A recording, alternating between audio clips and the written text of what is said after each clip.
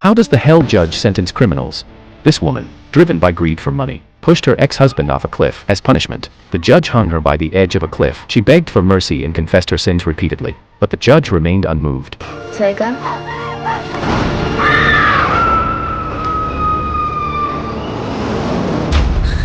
When she regained consciousness, she found the judge standing before her once again. This time, she was about to punish her for the abuse she had inflicted on her adopted son. As the pillow was pressed repeatedly against her face, she finally experienced the suffocating, helpless pain that her victim had endured. However, for such a heinous criminal, these punishments were far from enough. A few days ago, she had coated her husband's seatbelt buckle with glue.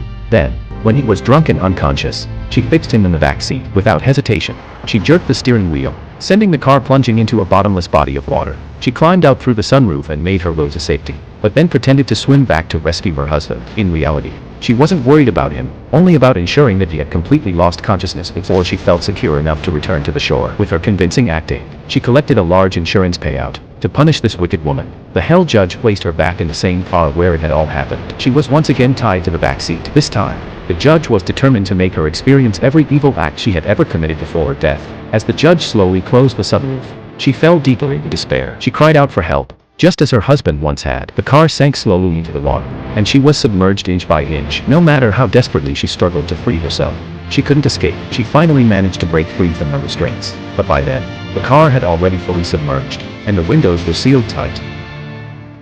At last, she experienced the same terror her husband had felt as he waited for death in despair. When she finally drowned, the judge pulled her back to reality. Terrified, she knelt before him, begging and pleading for mercy, but the judge had grown weary of her hypocrisy. She drew the sword of judgment and brought an end to her evil life. She received the punishment she deserved, but her trial was far from over. The judge pressed the mark of hell onto her forehead and then opened the gates of hell. Her soul would descend to the 18th level of hell, where she would endure suffering 1,000 times worse than anything she had experienced. With that, the trial concluded.